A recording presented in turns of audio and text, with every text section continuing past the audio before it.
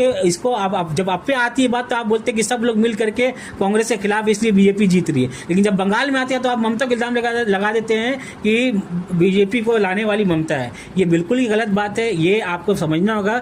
जब एनडीए की सरकार थी तो ममता एनडीए के साथ बीजेपी के साथ थी, इसलिए मुसलमान उनके साथ नहीं थे।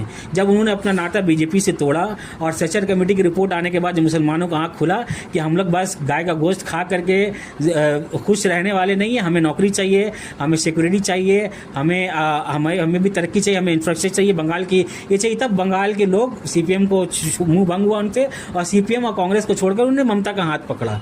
तो ऐसा नहीं है, तब ममता ने जब देखा कि मेरा जो सीपीएम और कांग्रेस का जो कोर वोटर था वो ममता के पास आ गया, तो जाहिर सी बात है जो वैक्यूम क्रिएट हुआ है उसको बीजेपी ने आके यहाँ फिल किया। तो एक पॉलिटिकल इजी कोई भी एनालाइज कर सकता है कि बीजेपी यहाँ कैसे आई। ये कहना कि बीजेपी को लाने वाला यहाँ पे ममता, ये बिल्कुल गलत बात है।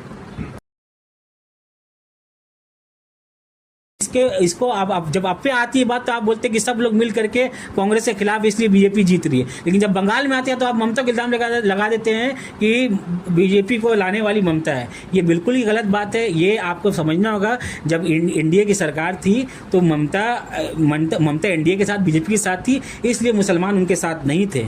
जब उन्होंने अपना नाता बीजेपी से तोड़ा और सेचर कमेटी की रिपोर्ट आने के बाद मुसलमानों का आंख खुला कि हम लोग बस गाय का गोश्त खा करके खुश रहने वाले नहीं है, हमें नौकरी चाहिए, हमें सिक्योरिटी चाहिए, हमें भी तरक्की चाहिए, हमें इंफ्रास्ट्रक्चर चाहिए, बंगाल की ये चाहिए। तब बंगाल के लोग सीपीएम को मुंह भंग हुआ उनसे और सीपीएम और कांग्रेस को छोड़कर उन्होंने ममता का हाथ पकड़ा। तो ऐसा नहीं है, तब ममता ने जब देखा कि मेरा जो सीपीएम और कांग्रेस का जो कोर वोटर था वो ममता के पास आ गया, तो जाहिर सी बात है जो वैक्यूम क्रिएट हुआ है उसको बीजेपी ने आके यहाँ फिल किया। तो एक पॉलिटिकल इजी कोई भी एनालाइज कर सकता है कि बीजेपी यहाँ कैसे आई। ये कहना कि बीजेपी को लाने वाला यहाँ पे ममता, ये बिल्कुल गलत बात है।